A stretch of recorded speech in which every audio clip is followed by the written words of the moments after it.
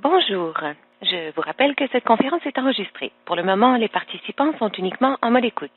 Pour les participants au téléphone qui ont besoin d'aide pendant l'appel, veuillez appuyer sur étoile 0. Pour les participants sur l'Internet, veuillez vous servir de la fonction de clavardage. Je cède à présent la parole à votre animatrice, Nikita Rewara, de la Commission de la santé mentale du Canada. Merci. Bonjour et bienvenue à tous. Bienvenue à ce webinaire de la Commission de la santé mentale du Canada. Alors, ce webinaire sur la cybersanté mentale et les partenariats autochtones dans la prévention du suicide vous est présenté par Jeunesse J'écoute, le seul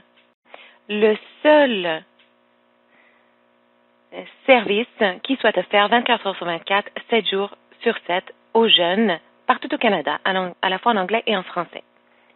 Merci beaucoup à nos invités d'aujourd'hui. Alors avant de commencer, j'aimerais reconnaître que je me trouve à Ottawa, sur le territoire non cédé des nations Anishinaabe-Algonquin. Je vois que vous êtes de partout au Canada. Nous vous invitons à reconnaître sur quel territoire vous vous trouvez aujourd'hui dans la boîte de clavardage, la boîte de dialogue. Alors, je me présente. Je suis Nikita Rewara et je suis gestionnaire des programmes de prévention et de promotion à la Commission de la santé mentale du Canada. Je travaille pour la Commission depuis presque 7 ans et demi et je suis très heureuse d'être avec vous aujourd'hui. Dans la prévention du suicide et les interventions de prévention, nous avons été fort actifs et je suis fière de participer à ces programmes. Nous vous présentons ce webinaire en anglais et en français. Le webinaire d'aujourd'hui sera présenté en anglais et interprété simultanément en français.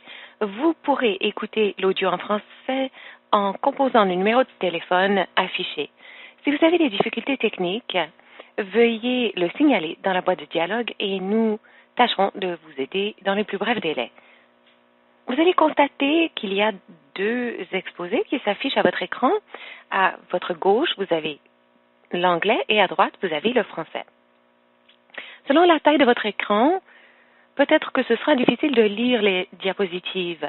Si vous préférez voir les diapositives dans une langue en particulier, vous pouvez agrandir la diapositive en question en cliquant sur l'icône des 4 flèches en haut à droite de l'exposé. Il est important de noter qu'une fois que vous aurez agrandi l'exposé, vous ne pourrez peut-être plus voir la boîte de clavardage, la boîte de dialogue. Alors, pour revenir à l'affichage conventionnel, pour poser une question dans la boîte de dialogue, cliquez de nouveau sur les 4 flèches et vous devriez avoir l'écran original avec les 2 exposés ainsi que la boîte de dialogue. N'hésitez pas à poser vos questions en anglais ou en français dans la boîte de dialogue. Nous répondrons à ces questions à la toute fin de l'exposé. Pour plus de commodité, veuillez indiquer à qui s'adresse votre question ou si votre question s'applique à l'ensemble des conférenciers. Étant donné le sujet d'aujourd'hui, je vous invite à noter le numéro de crise pour votre région. Nous allons également afficher des renseignements supplémentaires dans la boîte de dialogue. N'hésitez pas à appeler ces centres de crise, ces numéros de crise si vous avez besoin d'aide. Notre gestionnaire de programme, Lienta, offre également un soutien bilingue pendant cette rencontre. Si vous voulez écrire à Liane, vous pouvez la joindre par courriel. Ce sera bientôt affiché dans la boîte de dialogue. Alors, j'aimerais à présent présenter nos conférencières. Nous avons la grande chance d'entendre 2 personnes qui sont responsables d'initiatives à Jeunesse J'écoute. D'abord, Alyssa Simon, qui est vice-présidente principale de l'innovation et chef de la jeunesse à Jeunesse J'écoute. Et elle contribue plus de 20 ans d'expérience en leadership en santé à son poste et elle s'intéresse à l'amélioration des services et des soutiens grâce aux technologies afin de répondre aux besoins changeants des jeunes. Ceci comprend les services de clavardage, de jeunesse j'écoute, des applis et d'autres outils. Ensuite, nous avons Diana Dunham, directrice des initiatives autochtones et de l'équité en santé à Jeunesse j'écoute. Pendant plus de 20 ans, Diana a communiqué avec des auditoires autochtones. En 2018, elle a piloté les initiatives autochtones de Jeunesse j'écoute. Et donc, dans ses fonctions, elle travaille dans le cadre des conseils qui lui sont prodigués par un conseil autochtone afin de mieux soutenir les jeunes autochtones, inuits et métis. Alors, bienvenue à vous deux. Nous allons commencer par un exposé d'Alissa. À vous, Alissa. Merci, très heureuse d'être des vôtres. Je suis Alissa Simon. Je travaille pour Jeunesse j'écoute et je souhaite reconnaître que je me trouve sur le territoire conventionnel des Haudenosaunee et des Mississauga du Crédit aujourd'hui.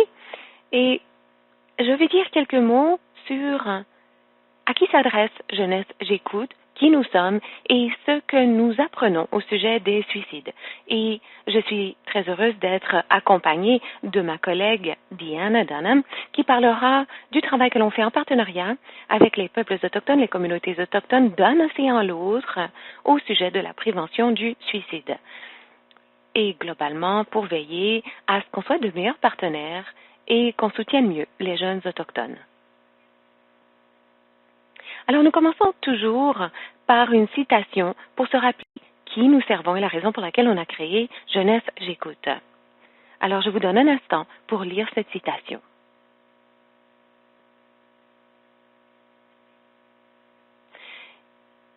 Et cet usager n'est qu'une personne parmi les dizaines de milliers de personnes qui font appel à nous tous les ans et qui ressentent un peu d'espoir et se sentent moins vulnérables grâce au soutien qu'ils reçoivent de la part de Jeunesse j'écoute. Alors Jeunesse j'écoute est pionnière en matière de solutions cybernétiques. Nous étions pionniers avant même de le savoir. Nous existons depuis 32 ans et comme je le disais un peu plus tôt, nous sommes toujours le seul service 24 heures sur 24, 7 jours sur 7, bilingue du Canada. Nous avons beaucoup de services et de soutiens, dont du counseling professionnel, ainsi que des soutiens bénévoles. Or, nous établissons aussi des liens entre les gens et les services communautaires. Nous offrons des outils, des ressources. Et notre mission, notre vision est de veiller à ce que toutes les personnes, tous les jeunes en détresse puissent rapidement obtenir les soutiens dont ils ont besoin. L'année dernière, nous avons soutenu les jeunes à hauteur de 4,2 millions de fois. C'est un chiffre colossal. Pour mettre les choses en contexte, sachez qu'en 2019, nous avons soutenu les gens 1,9 million de fois. Alors, on a constaté une augmentation importante l'année dernière dans le nombre de personnes qui se sont tournées vers nous pour obtenir du soutien. Tous les jours, environ 900 à 1500 jeunes demandent de l'aide à nos services seul à seul. Ce sont des jeunes avec lesquels on a des conversations pour qu'ils puissent expliquer leurs difficultés. On a constaté ces chiffres doubler depuis un an. Et de nouveau, notre mission est de veiller à ce que chacun de ces jeunes reçoive de l'aide rapidement et qu'il s'agisse d'aide de grande qualité et culturellement appropriée qui puisse leur permettre d'avancer. Alors, bien que Jeunesse j'écoute existe depuis très longtemps, la réalité est telle que nous sommes devenus de plus en plus conscients des défis auxquels font face les jeunes en matière de santé mentale et de bien-être mental.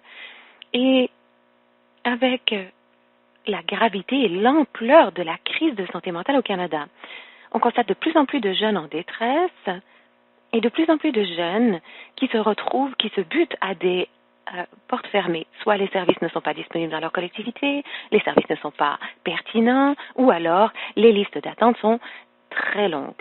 C'est pourquoi nous travaillons grâce à cette vision, ce qu'on appelle notre impératif d'innovation, c'est-à-dire comment créer un système et des soutiens virtuels où tout jeune Canadien puisse avoir accès au soutien dont il a besoin de la manière qui l'aidera le mieux.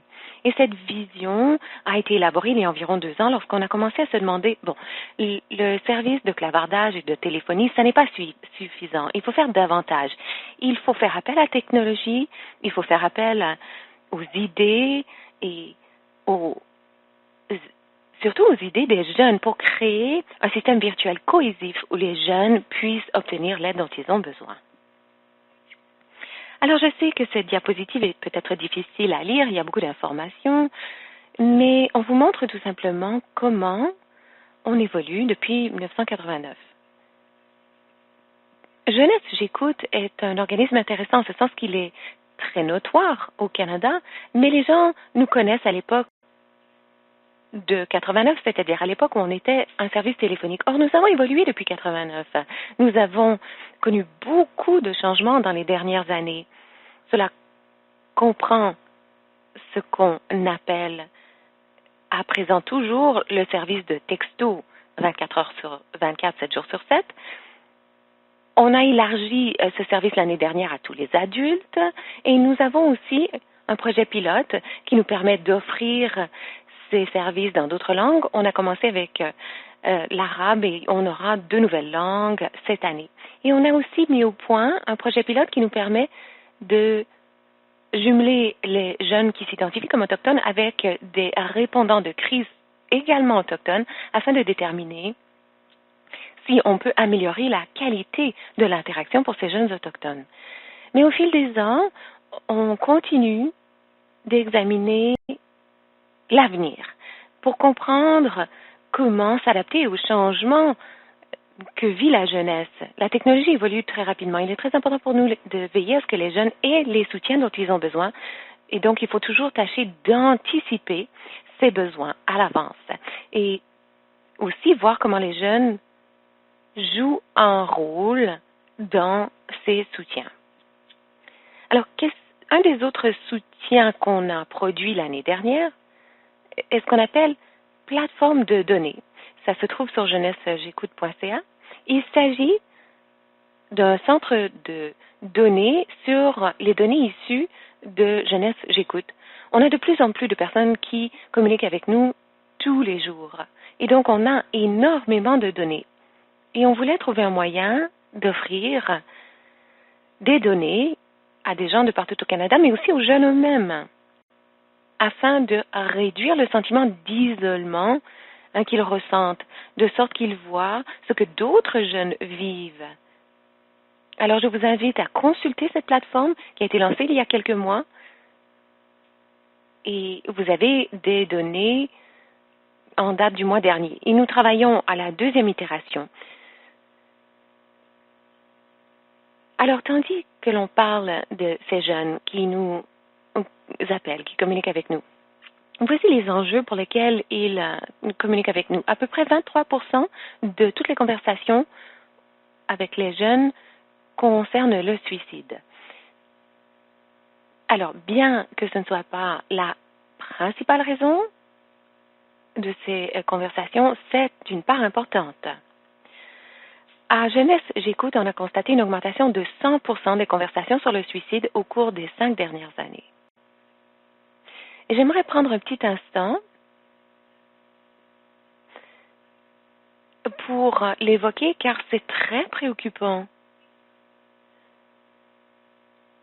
Mais au même moment, c'est une lueur d'espoir. Ça signifie que lorsque les gens pensent au suicide ou qui sont touchés par le suicide, ils se tournent vers nous pour obtenir du soutien, ce qui nous donne une occasion extraordinaire de les épauler et de leur donner le soutien dont ils ont besoin.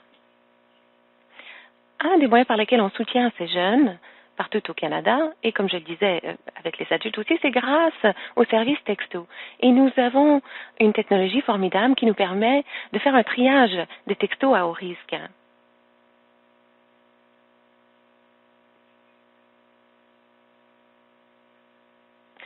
Et ce triage fonctionne à peu près à 92%, c'est-à-dire que les idées suicidaires arrivent en tête de liste et nous tâchons de faire évoluer cette technologie de sorte qu'elle permettent de donner du soutien aux personnes qui sont le plus dans le besoin. Et le service de texto est surveillé par des professionnels rémunérés, mais les personnes qui répondent sont des bénévoles formés. Et nous avons actuellement plus de 2200 bénévoles de toutes les provinces et territoires qui réagissent à ces textos. Et donc, 99% des conversations obtiennent une réponse en moins d'une minute. Mais le triage est très important. Parfois, les moments sont durs. Il faut attendre un peu plus longtemps et donc on doit se tourner vers les personnes qui ont les besoins les plus criants. Alors, voici à présent des mots que j'affiche à l'écran. Et si on les examine en colonnes, ils représentent diverses choses. La première colonne, qui commence par pont, c'est le mot le plus souvent utilisé lorsque les gens ont des idées suicidaires.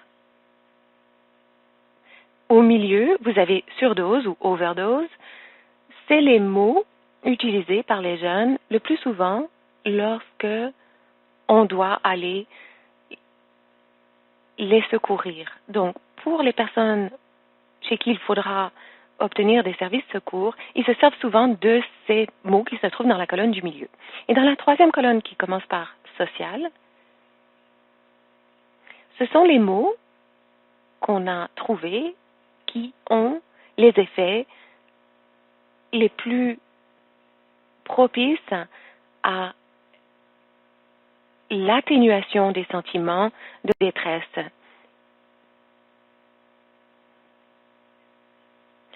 Alors, certains de nos apprentissages à présent sur le suicide. Alors, lorsqu'on examine les mots employés par les jeunes, ce qu'on constate, c'est que les jeunes qui se servent de l'expression surdose ou overdose sont 3 fois plus susceptibles d'être suicidaires et d'avoir besoin de secours. Les personnes qui choisissent les mots sauter et cachet ou pilule sont 2,5 fois plus disposées à passer à l'acte. Et les jeunes qui évoquent les ambulances sont plus souvent susceptibles, 4 fois plus souvent susceptibles de passer à l'acte. Et donc, on constate que ces mots nous permettent de dépister les cas les plus graves. Et c'est une partie du travail que l'on fera d'ailleurs dans les années à venir. Alors, s'agissant des moments où les gens communiquent avec nous concernant le suicide, alors, je constate qu'il y a une erreur ici. Les conversations portant sur le suicide se trouvent surtout entre samedi et lundi. Alors, ne lisez pas ce qui est inscrit à l'écran où il est écrit l'inverse. Et c'est généralement entre 22 heures et 1 heure du matin. Pourquoi? Eh bien, parce que les jeunes discutent avec nous quand à peu près tous les autres services sont fermés. Alors, ça montre bien à quel point il est important d'avoir un service 24 heures sur 24, 7 jours sur 7. D'autres apprentissages à présent. Lorsque les gens communiquent avec nous par clavardage ou par texto, on constate que les gens qui communiquent par texto sont 4,9 fois plus susceptibles de parler d'angoisse ou d'anxiété, 2,2 fois plus susceptibles de parler de relations et 5,4 fois plus susceptibles de parler de sentiments de dépression et, entre autres, de suicide. On constate aussi que nos services font toute une différence. Nous avons en moyenne sauvé 9 vies tous les jours.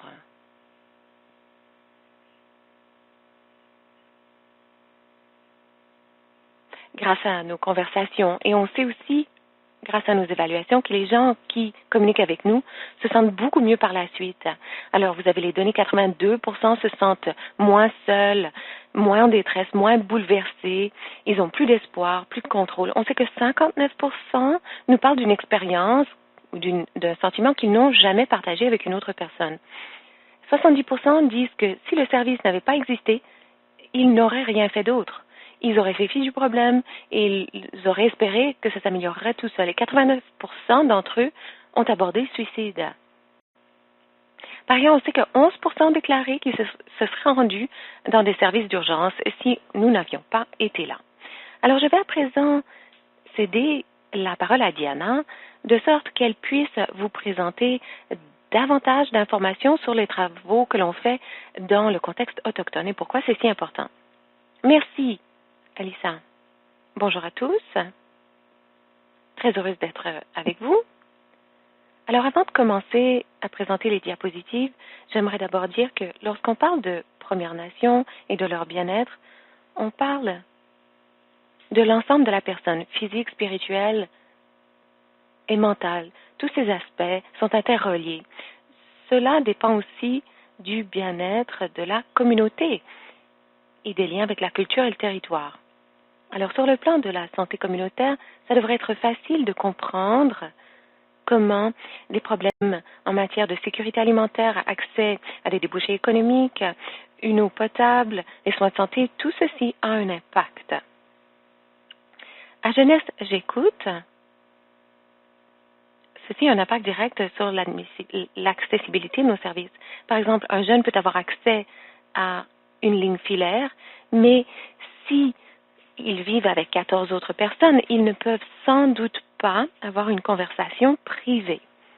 Alors, en 2017, Jeunesse J'écoute s'est donné un objectif stratégique de maximiser l'accès aux services pour tous les jeunes du Canada.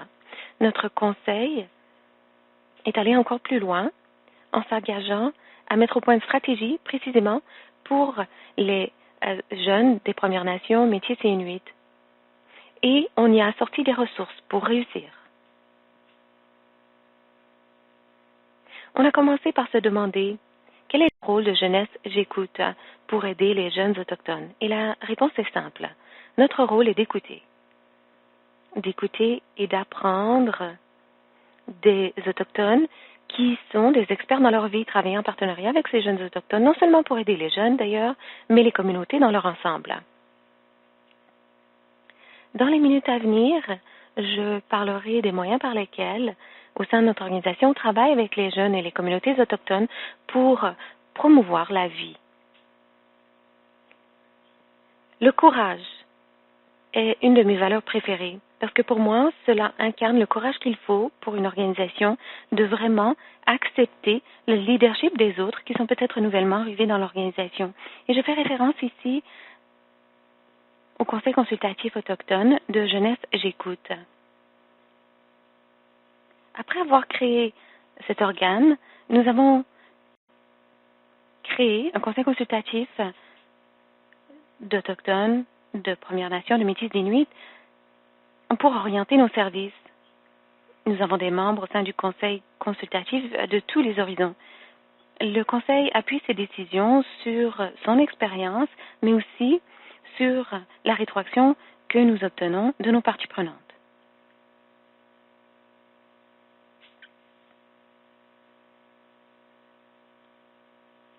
Alors, les décisions prises par le Conseil consultatif autochtone, comme je le disais, sont éclairées par ce que nous disent nos partenaires communautaires dans divers formats.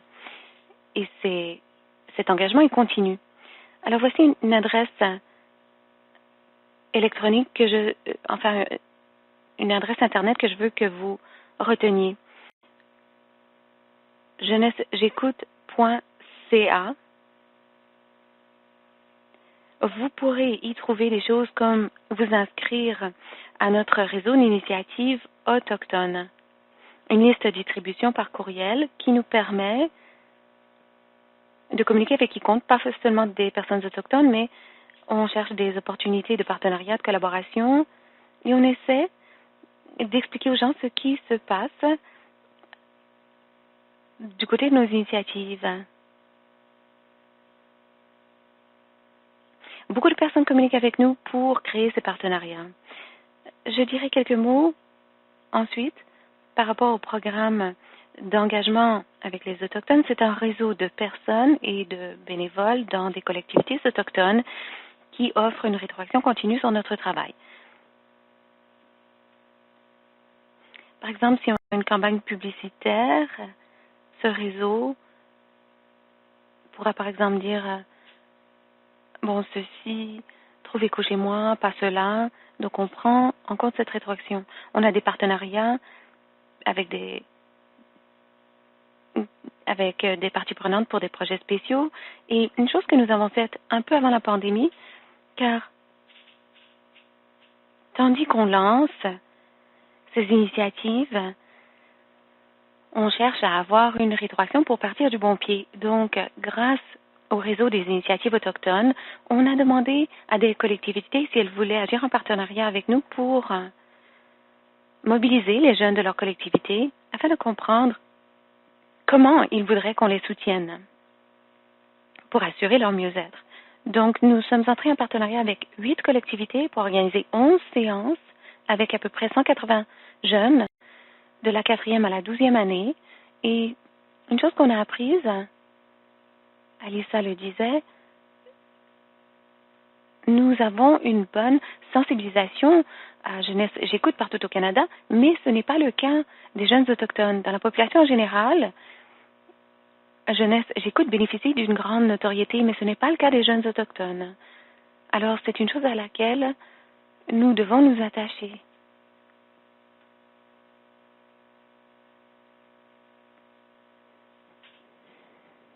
Alors, la stratégie d'action pour soutenir les jeunes autochtones. Trouver l'espoir, c'est la stratégie d'action de jeunesse qui représente 37 activités très distinctes et des objectifs qu'on s'est engagé à réaliser. J'ai parlé un peu plus tôt du bien-être des communautés autochtones.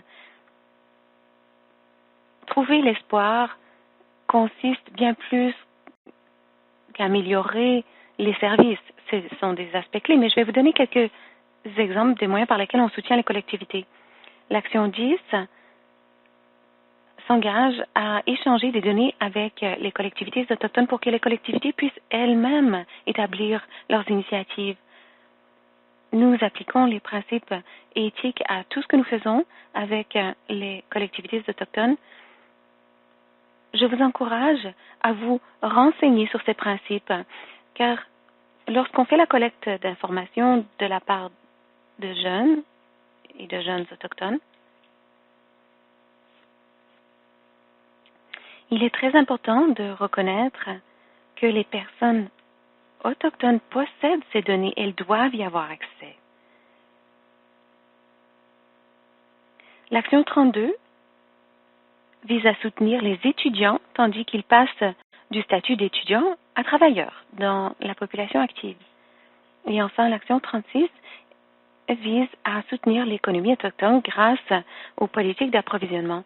Beaucoup des photos, dont celle-ci de l'exposé, provient d'un club de photographie métisse. Alors plutôt que d'acheter des photos sur des grandes bases de données, on peut présenter les talents de ces jeunes autochtones et réinvestir dans l'économie locale. Notre partenariat avec ce club de photographie nous est très cher. Les jeunes ont beaucoup apprécié la possibilité de contribuer leurs photos. Vous pouvez aussi lire quel impact cela a eu sur le club de photographie sur son site web.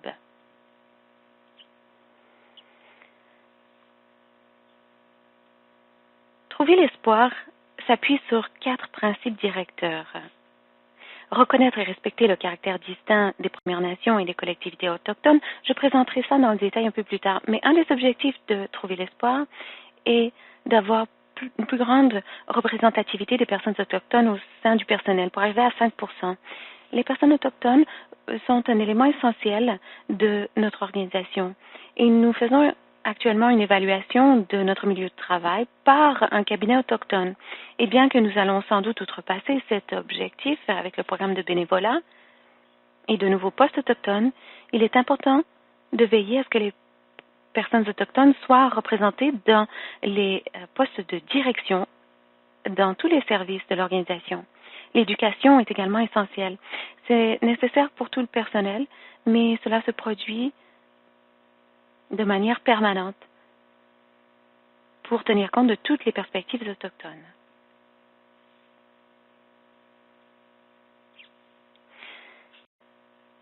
L'approche fondée sur les distinctions signifie que nous reconnaissons que ce qui peut convenir à un jeune Inuit ne conviendra peut-être pas à un jeune des Premières Nations. Et donc, on essaie de décliner nos activités selon ses besoins culturels. comme on le disait un peu plus tôt, on a des services de messagerie, de texto qui permettent à des jeunes ou même à des adultes de Première Nation en état de crise de communiquer avec un premier répondant de crise. Ils n'ont qu'à taper Première Nation dans le début de la conversation. Et c'est le cas des Métis et des Inuits aussi. L'action 14 de Trouver de l'espoir explique comment on contribuera à la revitalisation des langues autochtones. Nous sommes en train d'élaborer certains contenus pour des sites web qui seront disponibles en 10 langues autochtones. On crée aussi des postes de spécialistes du bien-être des Inuits, de spécialistes du bien-être des Premières Nations et des spécialistes du bien-être des Métis. Ils veilleront à ce que tout le monde comprenne les jeunes Inuits, Premières Nations et Métis et leur réalité dans leur environnement. J'ai parlé des initiatives de promotion de la vie un peu plus tôt. Je présume que vous vous demandez peut-être ce que ça signifie. Je préfère ce terme à la prévention du suicide et je vais citer des collègues pour expliquer pourquoi. La promotion de la vie est une énergie positive, une philosophie de croissance et d'amour-propre.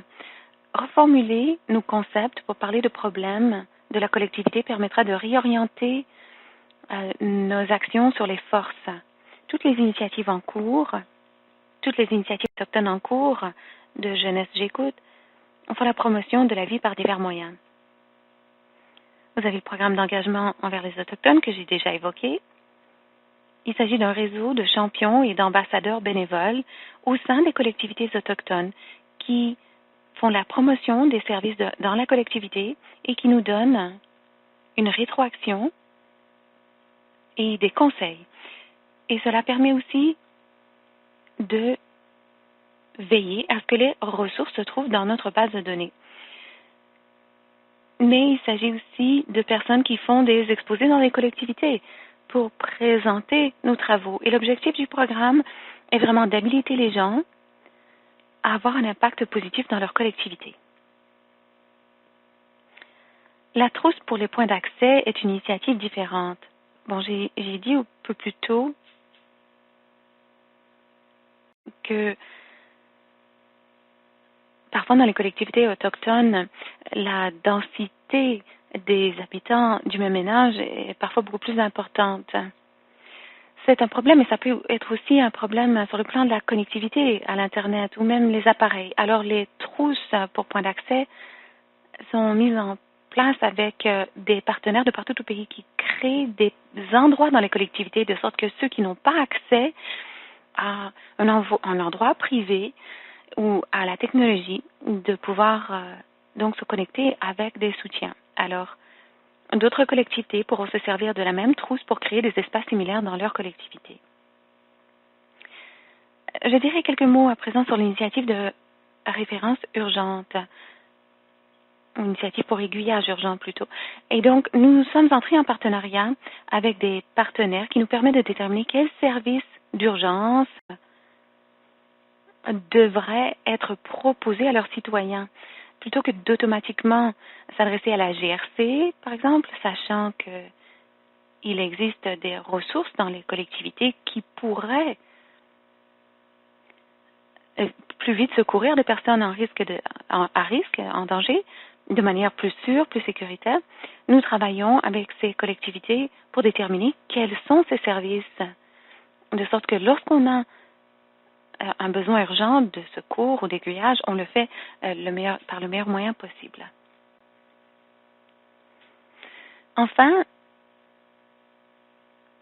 je vais dire quelques mots sur le programme des lendemains plus radieux. Nous lançons Lendemain plus radieux le mois prochain et nous en sommes très emballés. C'est un programme, vous savez, Jeunesse J'écoute est disponible en cas de crise, mais on veut être disponible avant le moment de la crise. Alors, ce programme des lendemains plus radieux comprend un spécialiste de bien-être pour les Métis, les Premières Nations et les Inuits.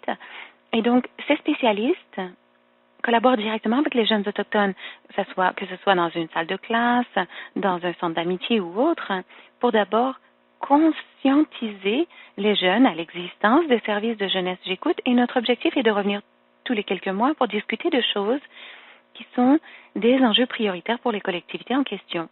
Donc, nous allons mettre au point des modules pour ce programme concernant l'utilisation de substances, le trafic de personnes, les relations saines. Alors, les communautés choisiront les modules les plus importants pour elles. Cela comprend un composant d'influenceurs. On reconnaît comme organisation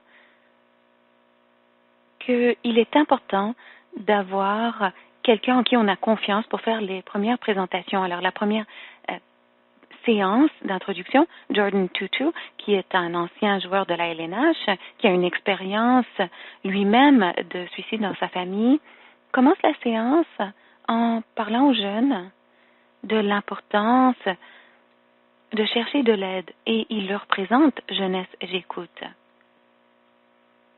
Ça se poursuit avec des activités et ainsi de suite. Alors, nous allons commencer par offrir ce programme entre maintenant et le 31 mars dans toutes les collectivités autochtones de l'Ontario et dans quelques autres régions du Canada. Mais ce sera disponible pour tout le monde en date du 1er avril.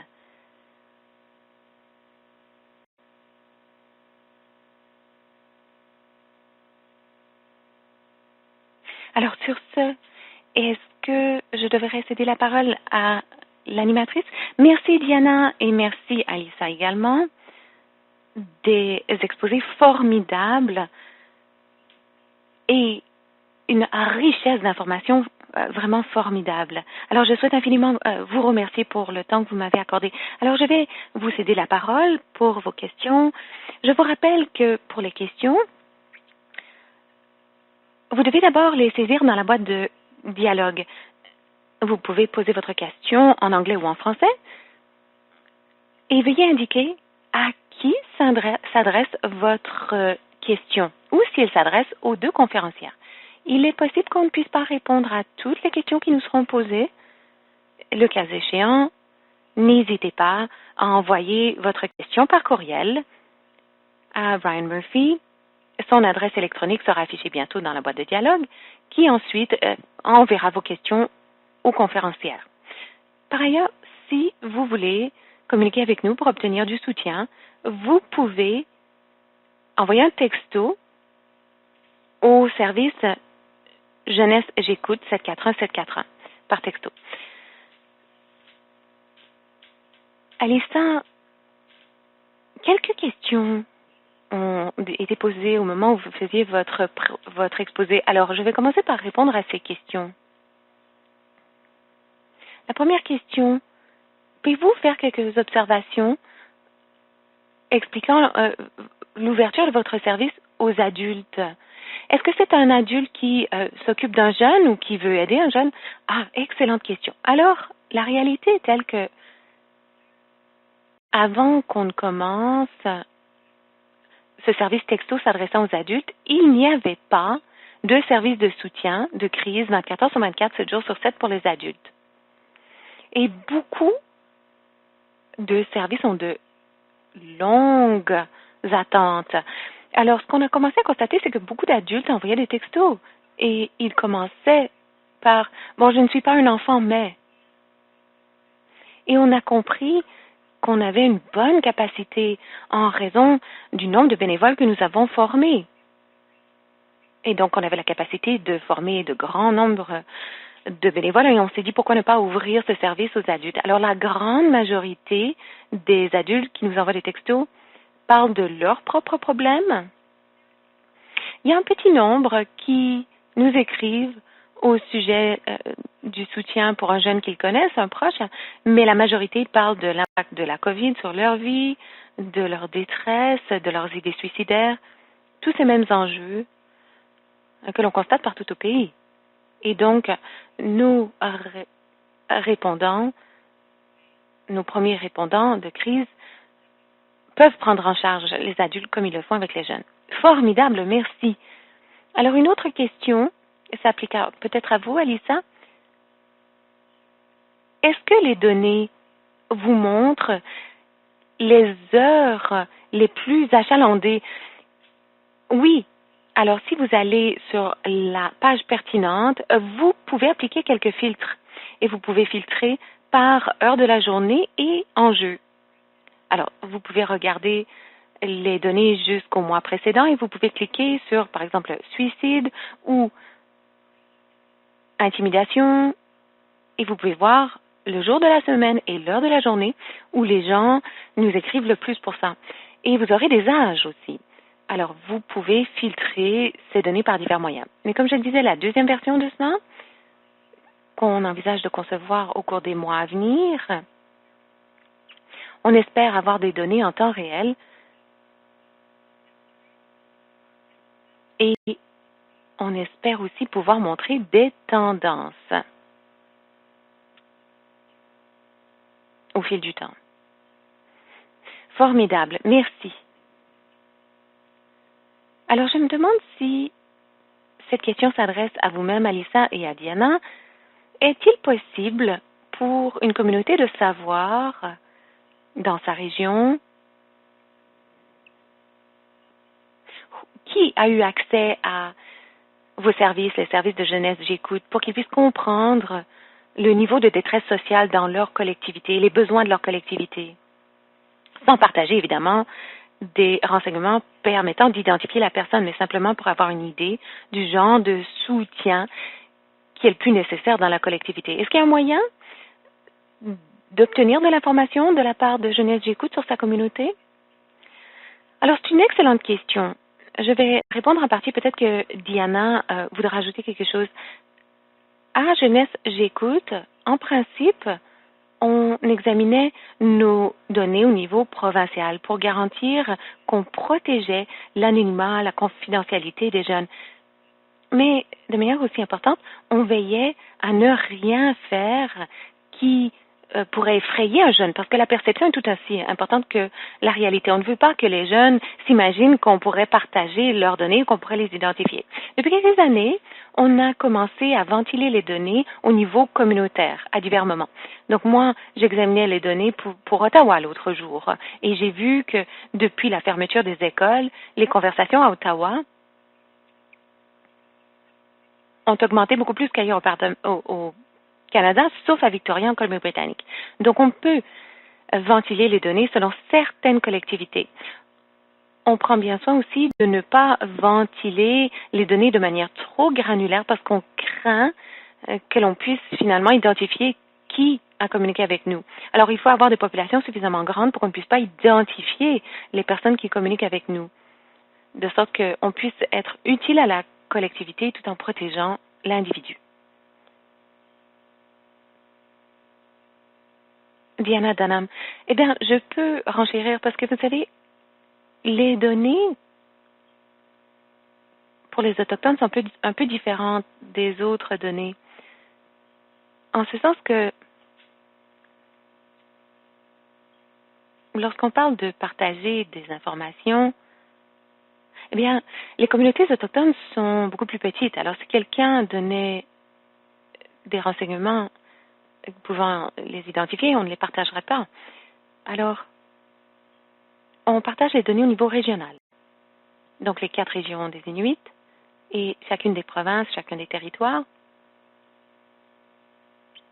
Mais on veut être le plus précis possible. Alors, lorsqu'on a mis au point la politique, on a dit, par exemple, 10 personnes ont communiqué avec nous de cette collectivité. On a la capacité de le faire pour le service texto, mais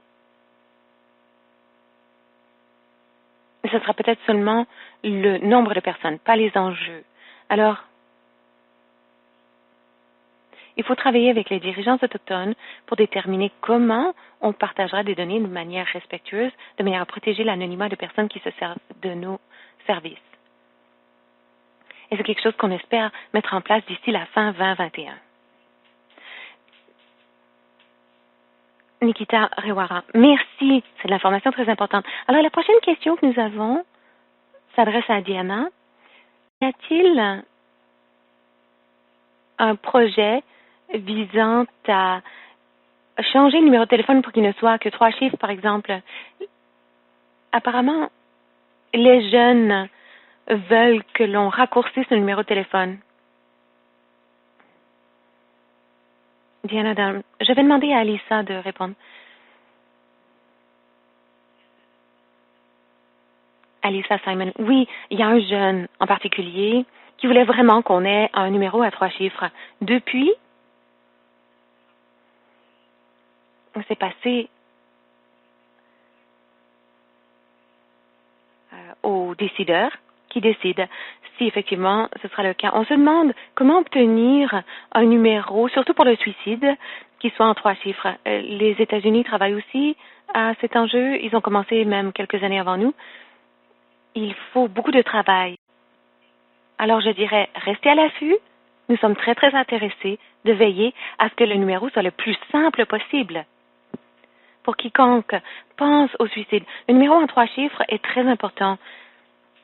Une autre chose aussi, pour que vous soyez au courant, qui vient d'être lancée au Canada il y a quelques mois, c'est au moins en anglais, quiconque est sur Google et fait une recherche sur le suicide reçoit une solution en encadré qui a un numéro de téléphone et un numéro de texto pour qu'ils puissent communiquer avec quelqu'un qui puisse les aider.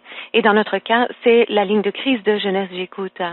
Et de nouveau, c'est pour que les gens ne fassent pas des recherches Google pour essayer de trouver un numéro qui passe trop de temps, qu'ils perdent du temps. S'ils font une recherche Google sur le suicide, il faut vite qu'ils obtiennent le numéro de téléphone pour appeler ou pour texter. Et au cours de l'année à venir, et des années à venir, on voudra obtenir le plus rapidement possible le numéro en 3 chiffres. Nikita Rewara, merci d'avoir partagé cela. C'est certainement un nouveau développement et ça vaut la peine qu'on en prenne note. Alors, la prochaine question s'adresse à vous, Alissa.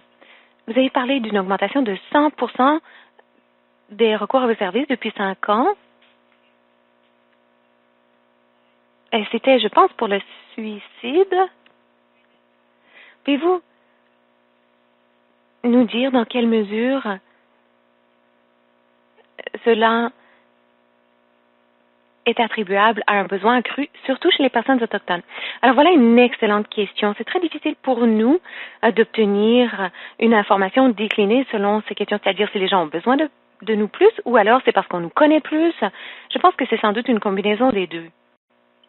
Très certainement, Jeunesse J'écoute mesure notre notoriété au Canada et nous cherchons toujours des moyens de veiller à ce que tout le monde soit au courant de nos services, dont les enseignants et les professionnels de la santé, ainsi que les parents. Au même moment, on constate que les jeunes ont des enjeux de plus en plus graves lorsqu'ils communiquent avec nous. Et on constate de grandes différences aussi selon les régions. Par exemple, lorsque le mois dernier, j'examinais les données du mois de décembre, certaines provinces étaient surpondérées, c'est-à-dire qu'elles parlaient de suicide plus souvent que la moyenne nationale. Manitoba, Saskatchewan, Alberta, Colombie-Britannique et Terre-Neuve, les personnes de ces provinces nous parlaient de suicide plus souvent que la moyenne nationale. Et donc, nous tâchons de déterminer comment ce besoin change, évolue et grandit dans chacune des instances canadiennes. Au même moment, on veut veiller à ce que chaque communauté soit au courant de notre existence. C'est pourquoi le travail de Diana est si important pour établir le partenariat, la relation et la confiance pour que les jeunes autochtones nous voient aussi comme un endroit où ils peuvent obtenir du soutien. Nikita Rewara. Alors, la prochaine question s'adresse à Diana. Trouvez-vous que les jeunes autochtones se servent du programme dans les collectivités qui ne sont pas principalement autochtones? Alors, quelqu'un pensait au sud de l'Ontario. Diana Dunham. Oui, c'est un excellent exemple. Dans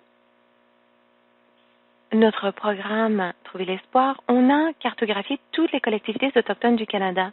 Et maintenant, on commence à superposer les données pour être sûr des temps de nos tentacules le plus possible. On n'a pas saisi toutes les informations, toutes les données sur les usagers, mais sur le plan anecdotique, c'est très concentré dans les centres urbains parce qu'on a beaucoup plus de notoriété dans les centres urbains. Alors, quelqu'un vient de poser une question sur le Manitoba.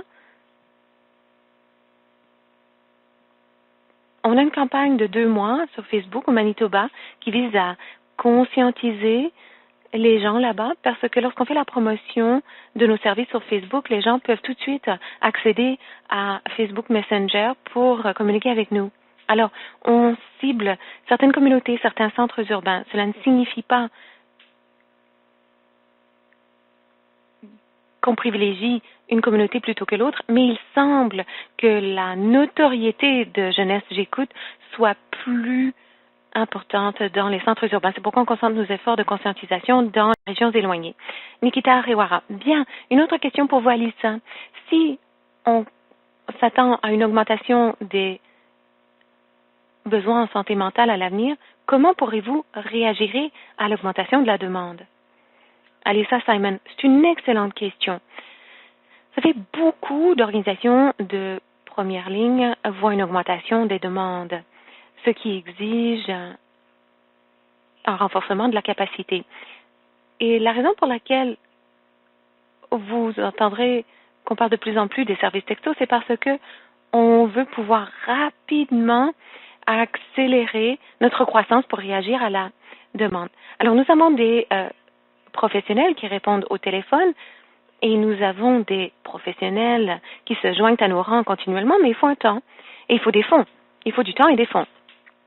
Pour les services texto, on se sert de bénévoles formés qui surveillent en temps réel ce qui se passe et ils sont surveillés par des professionnels. Lorsque la COVID a commencé, on a demandé, on a fait un appel à tous pour obtenir davantage de bénévoles. À l'époque, on en avait 700.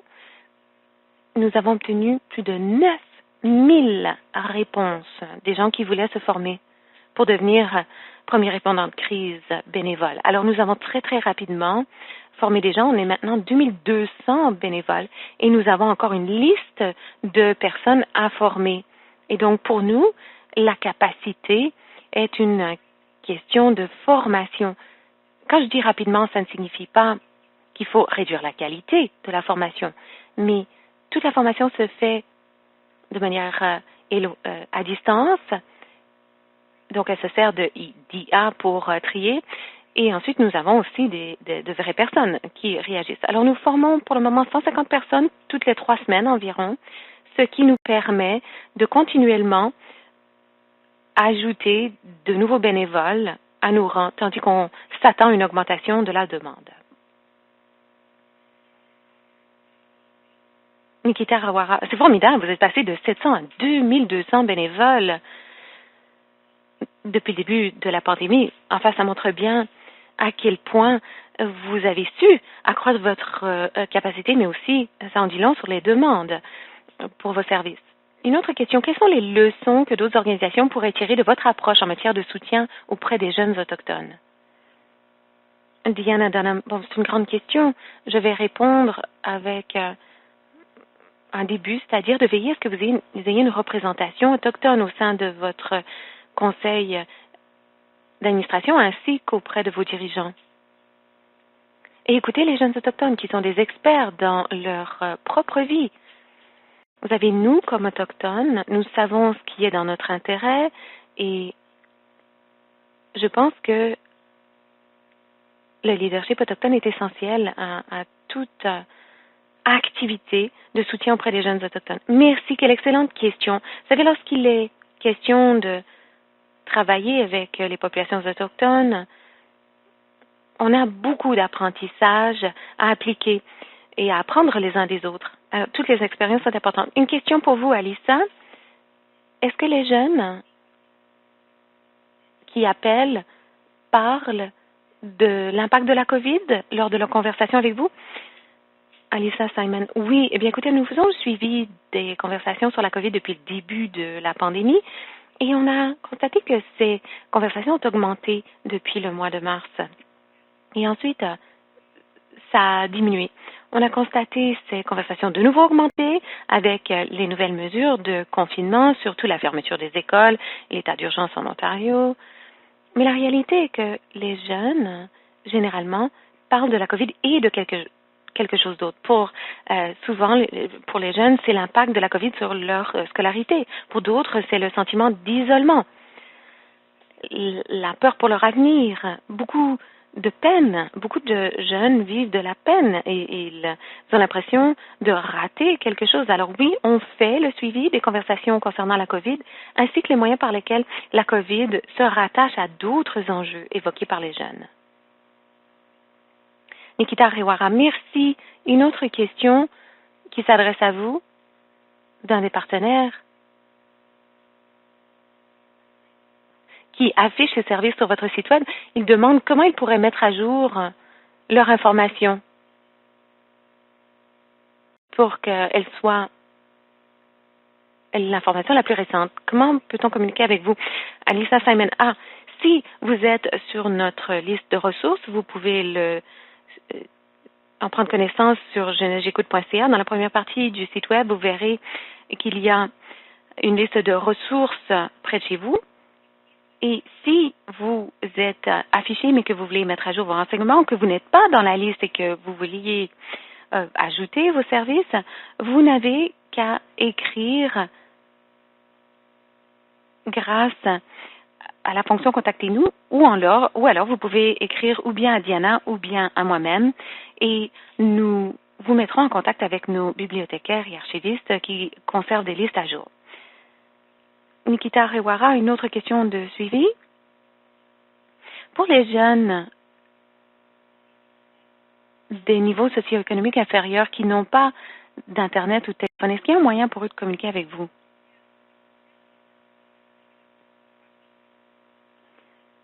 Alissa Simon, eh bien, une chose qu'on a constatée dans le passé, c'est que beaucoup de jeunes avaient accès à nos services grâce à leur école ou à leur bibliothèque. Et si ces écoles, ces bibliothèques ferment, c'est de plus en plus difficile pour les jeunes qui n'ont pas accès à une forme de technologie de communiquer avec nous. Alors, nous faisons partie d'un mouvement international et nous avons examiné comment d'autres pays ont trouvé des solutions. Par exemple, dans certains pays, on peut envoyer des lettres et on reçoit une réponse par courrier. Pour le moment, la majorité de nos efforts se concentre sur la technologie, mais on essaie de voir comment créer d'autres points d'accès, de sorte que si vous n'avez pas une bonne largeur de bande, que vous n'avez pas de service cellulaire, que vous puissiez tout de même communiquer avec nous. Mais il faut toujours penser à ces personnes qui n'ont pas accès à ces technologies du tout. Et c'est encore beaucoup plus compliqué pendant la période de COVID, parce que si vous ne l'avez pas à la maison, vous n'avez pas plus accès à la technologie dans, par exemple, votre école et votre bibliothèque, puisqu'elles sont fermées. Nikita Rewara. Alors, voici la dernière question et s'adresse à vous deux, Alissa et Diana. Où se trouvent les bénévoles? Et est-ce que les bénévoles autochtones se trouvent en milieu urbain? Alissa Simon, je dirais en général que nous avons des bénévoles de toutes les provinces et de tous les territoires. On demande qu'ils aient une connexion Internet stable et privée. Alors, on travaille très fort pour avoir une diversité d'âge, de groupes linguistiques, donc anglais et français. Mais je vais laisser Diana dire quelques mots sur la diversité relative aux bénévoles autochtones. Diana Dunham, ils se trouvent partout au Canada, en milieu urbain éloigné. D'ailleurs, notre conseil consultatif autochtone, 4 de 5 des membres sont également des répondants d'urgence. Les demandes sont toujours ouvertes pour les répondants de crise d'origine autochtone. Alors, si vous voulez être bénévole, vous pouvez consulter le site web de Jeunesse J'écoute. Nikita Rewara, merci à vous deux, Alissa et Diana. Merci d'avoir répondu. Nous avons reçu énormément de questions. Malheureusement, il ne sera pas possible d'y répondre aujourd'hui, mais comme promis, nous allons obtenir les réponses à vos questions. Ryan Murphy veillera à ce que vous obteniez des réponses à vos questions. Et donc, je souhaite vous remercier tout un chacun d'avoir pris le temps d'être des nôtres, de vous renseigner sur Jeunesse J'écoute et son expertise et d'avoir été si actifs dans la boîte de dialogue. Je pense que ceci contribue à notre effort collectif d'offrir des approches exhaustives à la prévention du suicide au Canada. Merci infiniment du temps que vous nous avez accordé. Nous espérons vous retrouver lors de notre prochain webinaire. La téléphoniste, ceci conclut l'appel d'aujourd'hui. Merci de votre participation. Vous pouvez à présent raccrocher.